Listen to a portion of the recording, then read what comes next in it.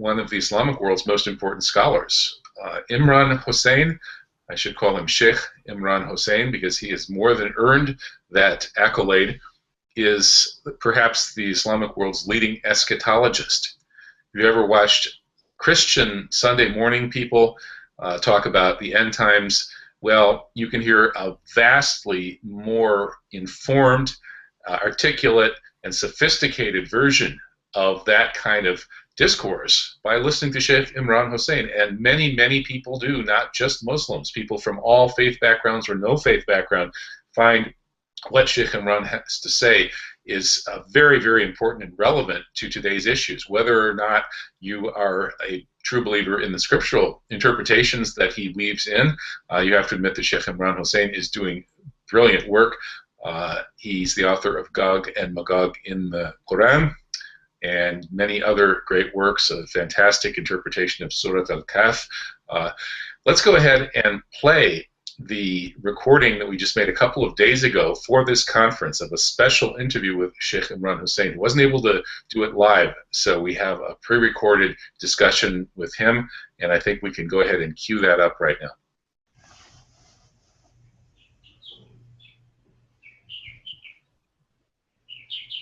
Hello, we are at the False Flag Islamophobia Conference, or rather recording a video for the False Flag Islamophobia Conference in Paris, December 12th. This is a reaction to the banning of an academic paper for the Islamophobia and Civil Society Conference. I'm Kevin Barrett. My paper was originally accepted by the committee for that conference, which is scheduled for the 11th of December in Paris, and we still don't know whether it's actually going to be held. But in the wake of the recent events in Paris, that is the Friday the 13th of November false flag or terror attack, take your pick, that paper became too hot to handle, and the committee notified me that my paper was no longer acceptable for presentation at the conference, even though it had originally been accepted. So we are hosting an alternative conference, the False Flag Islamophobia Conference, to examine the question of what is the role of false flag attacks in the construction of Islamophobia and the larger historical context around this question. Here to speak with us is Sheikh Imran Hosein. Sheikh Imran Hosein is widely recognized as the Islamic world's leading expert on eschatology and its relation to current events. He is a brave truth speaker who spoke out boldly and forthrightly about the apparent false flag attacks in New York on September 11th, 2001, and was essentially exiled from the United States for having done so. He's probably the leading Muslim authority to address this question, the leading Islamic scholar that we could ask about this question of Islamophobia, false flags, and the larger context. So, assalamu alaikum, Sheikh Imran. Wa alaikum salam wa rahmatullahi wa barakatuh. Kevin, I'm honored to be interviewed on this very important subject, and I'm happy that you are persisting with the presentation on Islamophobia, even though your paper has now been considered to be too hard to handle. But the truth must be proclaimed without regard for consequences. I mean, so when you look at this series of apparent deceptions designed to incite people to create fear, to trigger wars, rollbacks of civil liberties, to turn the West into a garrison state, you see that these false flags are actually becoming very common. And although Islamophobia is one of the purposes of these false flags, there's a wider context as well.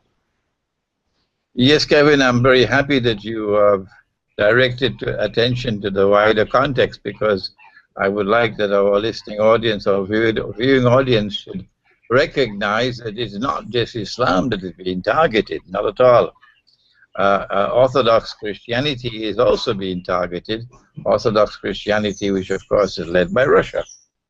The attack on the Russian aircraft in Syria,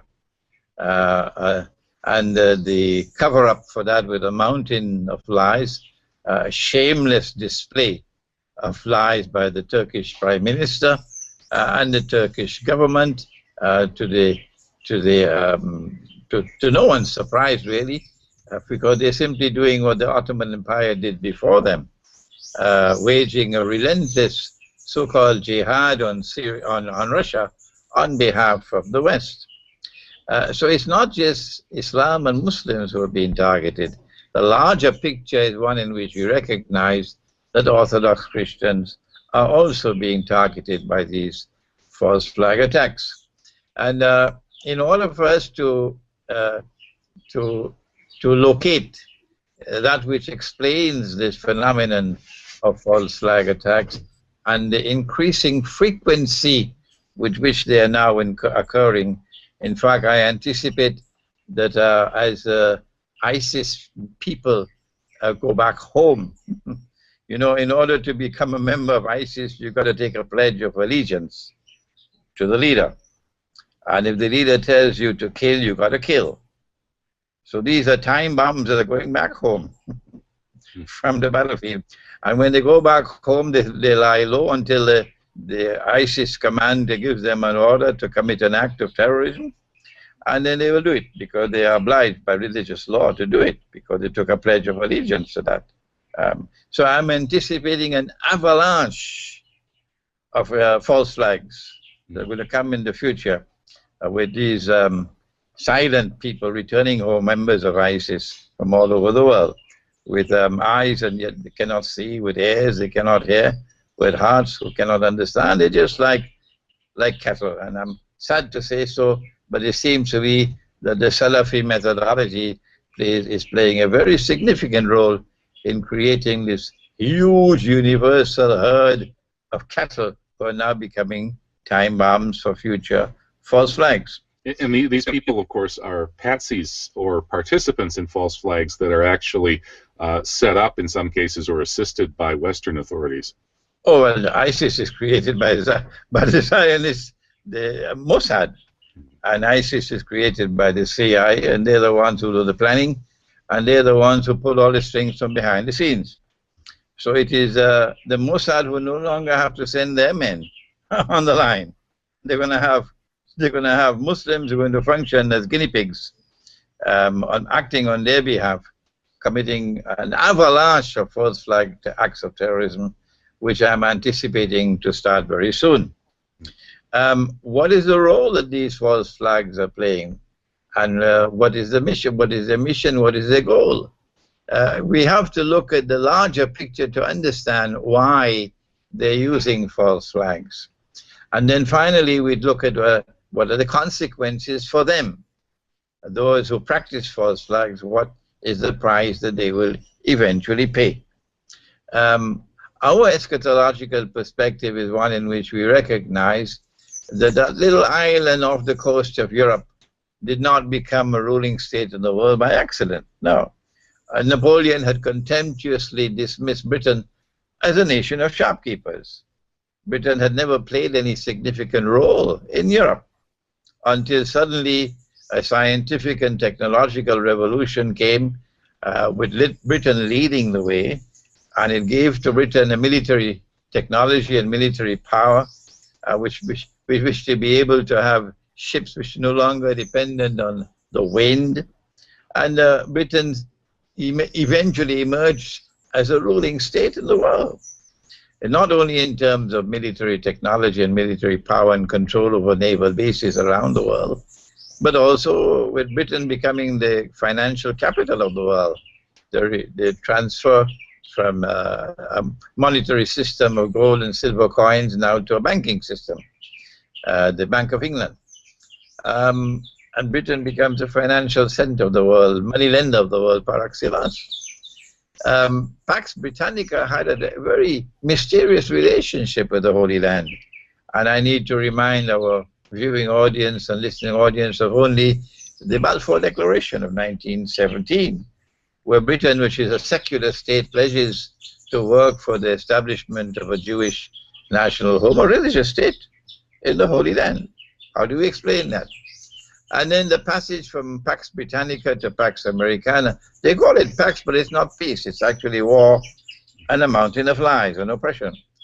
And the United States of America takes over from Britain, the US dollar takes over from the sterling pound, And the United States maintains also this very mysterious relationship with the Holy Land, with the State of Israel, and becomes a protector of Israel until Israel grows and grows and grows to become the equivalent of a superpower. And now we are located at that moment in time, Kevin, when we see from our eschatological perspective the United States in a state of irreversible decline, the US dollar on its way out, and a third state emerging to replace the United States, which we recognize to be Israel. Now, could this partly explain why we're seeing so many false flags targeting Muslims and Islam? Because Israel is, of course, created in the heart of historically Islamic Holy Land. It seems odd, doesn't it, that this tiny little country whose problem with Islam is really a local issue for their 10 million population, 5-6 million Jews in Israel, but somehow the entire West, even the world, has been hijacked into a kind of a global war on Islam. That they call a global war on terror. Yeah, that's right, Kevin. Israel is located right bang in the middle of a sea of Islam, surrounded by Muslims. And so Islam poses for Israel the first and most important threat. But in addition to that, Israel is not, the Jews are not the only ones who are with a claim to Jerusalem. In addition to the Jews, your Christian claim to Jerusalem. All right? And that Christian claim to Jerusalem is not to be exclusively Western Christian, but also Eastern Christian, Orthodox Christianity. And that's why we see that the dual-pronged attack on both Muslims and Orthodox Christians. Israel perceives both of these to be the most important threats to a Pax Judaica, which is to replace Pax Americana. When we look at the emergence of Pax Britannica, we see that it took place with great wars, large numbers of people being killed. And then we see the passage from Pax Britannica to Pax Americana and the two big world wars, millions of people killed. And then we see the Pax Americana stamping its bloody feet around the world with millions being killed. And now the passage from Pax Americana to Pax Judaica, and we share with the listening and viewing audience our perception that this passage cannot take place without the greatest war of all. The Christian eschatology recognizes it as the Armageddon, and Islamic eschatology recognizes it as the Melhama. And in order for this passage to take place, in order to take the world to this great, great war that is to come, and save the Jews from being blamed for that war, you need to have a lot of deception at work. And my first comment is that the false flags are meant to shift the burden, shift the blame, put the blame on an innocent people, so that the real masterminds, the ones who want to rule the world, who are taking us to nuclear war, which is going to devastate mankind, and most of mankind will not survive, that at the end of that great war that is coming, and it is so soon that I anticipate it's probably going to be a year from now, or even less than that. At the end of that great war, the world will not be hunting down Jews to kill them and blaming them for what has happened. So you have to put the blame on someone else. And this is why I think this is the first comment I want to make for Islamophobia, to put the blame on Muslims. And we are the ones who are posing a threat to mankind. We are the ones who are a menace to mankind. And therefore, whatever big, big tragedy occurs in the future, we are the ones who are going to be blamed for it. And do you think that the two events in Paris this year, which both appear to have been false flags, are somehow tied into the role of France in all of this? Because France, number one, has the biggest Jewish community in Europe with 500,000 Jews, and then secondly, France is the capital of world secularism and has been since the French Revolution. The French body politic essentially is held together by a shared agreement among the majority of French people to oppose religion, specifically Catholicism. That's been the center of gravity of French politics for 200 years. But now there's no more Catholicism really in France to hate, so they need somebody new to hate. And it appears that these two false flags have been staged in part to rally the French people behind a new kind of hatred of a different religion, and for other reasons as well. What do you think? Yes, I agree with you, Kevin. I think that's a very valid analysis. I would like to add to that, however, that the NATO is moving incrementally towards war with Russia. The target is nuclear Russia, because everything that they have tried has failed. They seduced Russia into the First World War with a promise of Constantinople. And when Russia was within an arm's length of Constantinople, they didn't want Russia to get Constantinople. So they brought in the Bolshevik Revolution and liquidated the family of the Tsars, and then brought communism and the Soviet Union, which butchered Orthodox Christians for 60, 70 years, and brought into being the world's first atheist state.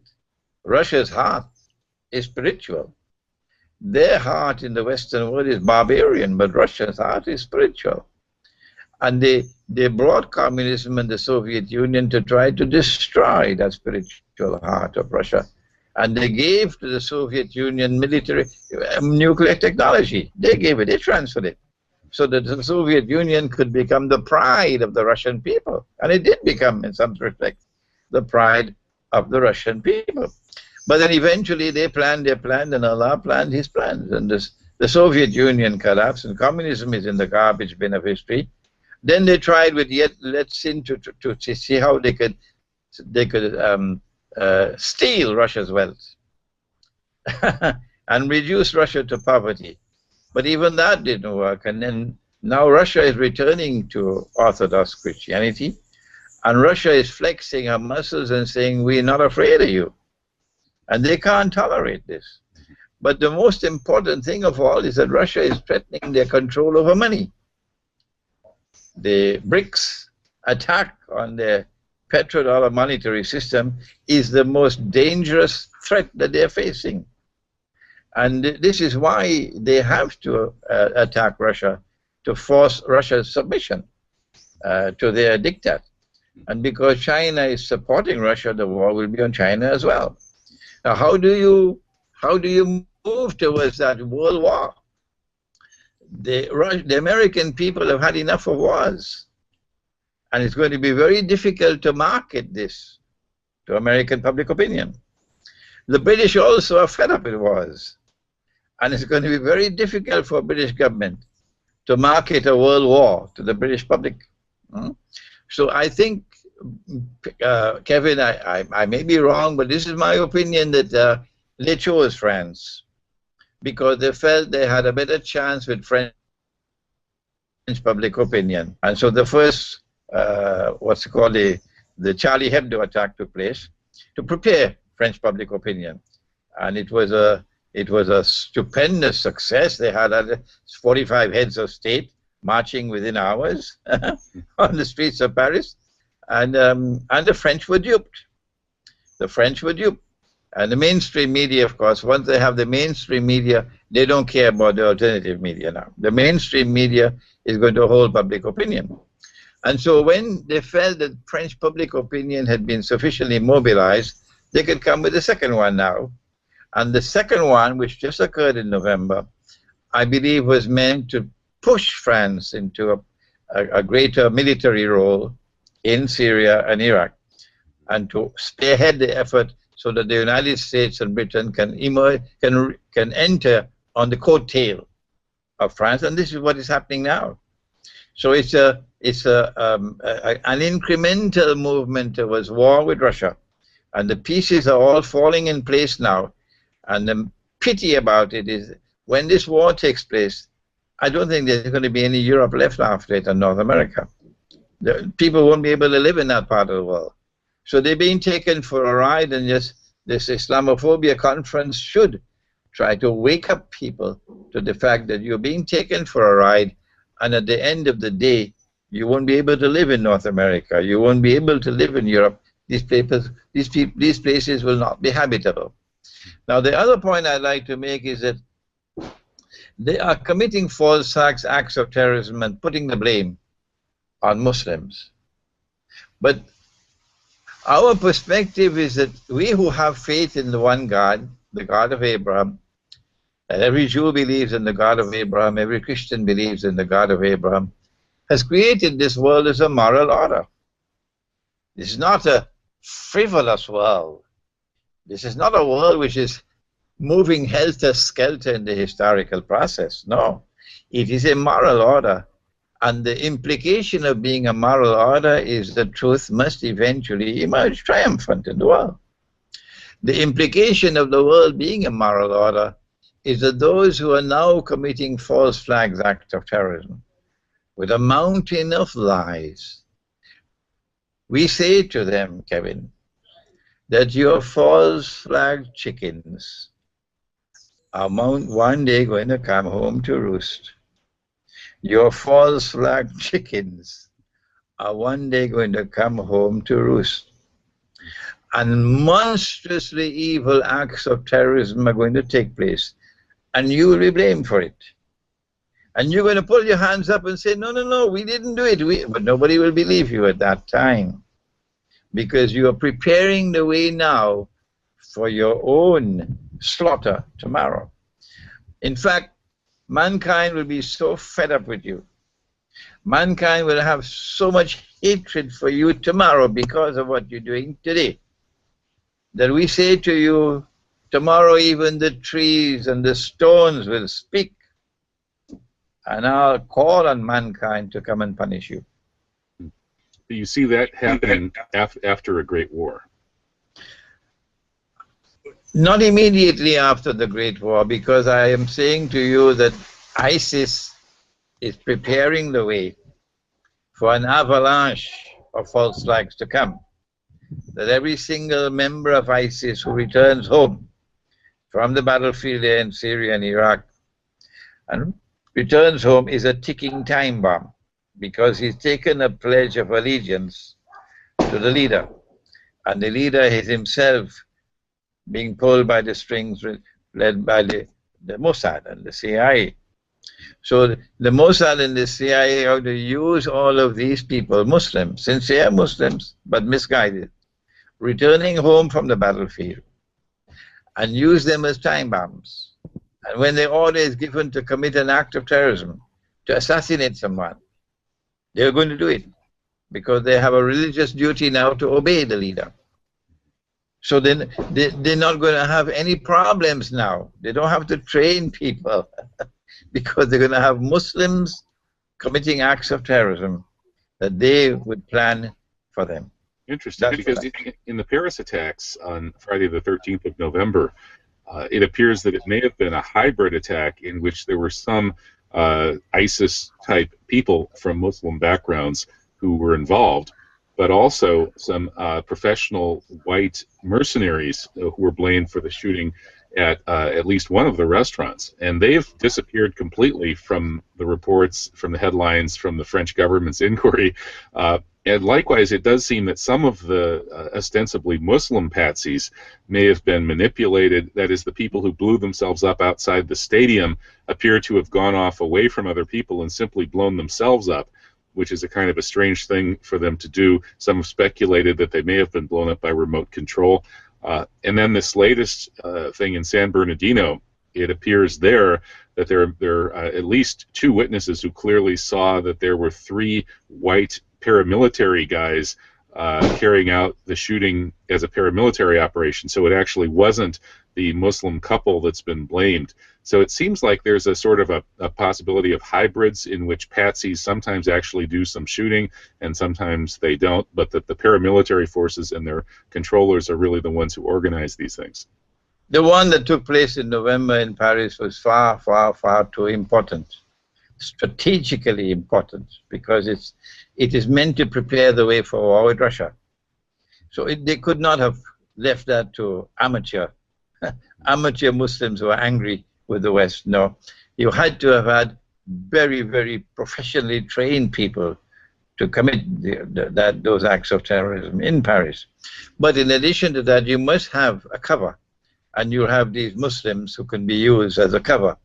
But Kevin, I don't think they need this for the future. Once they have their forces in place, that Britain and United States and France and Germany are in Russia, in Syria and Iraq. NATO is there. The pieces are all in place now. It's just one shot. Another Russian airline, for example, shot down, and that's it. The war begins, and it can begin any time now. The pieces are all in place. They don't need these big acts of terrorism anymore. What they need is to continue the Islamophobia with the avalanche of acts of terrorism, and I think ISIS is going to do that for them tomorrow. Okay, well, I think that's a very strong analysis, as we've come to expect from you, Sheikh Imran Hosein, the Islamic world's leading eschatologist and analyst of contemporary affairs. I certainly hope your view of the coming Great War turns out not to be the case, but unfortunately there's plenty of evidence, apparently both from Scripture and from what we see every day in the news, that you very likely could be right about this. So in any case, whatever Allah brings us in this world, I thank you, and may Allah bless you for your truth-speaking and truth-seeking, and I look forward to future contact with you, inshallah. Thank you, Kevin, and may Allah protect you, and I admire the work that you're doing, and there are many, many, many people in the world like me who admire the work that you're doing, admire your courage, admire your integrity, admire the brilliance of your analysis of contemporary affairs, and may Allah protect you and increase you in wisdom and knowledge. Barakallahu feek. Ameen. Okay. Assalamu alaikum, Sheikh. Alaikum assalam wa rahmatullah.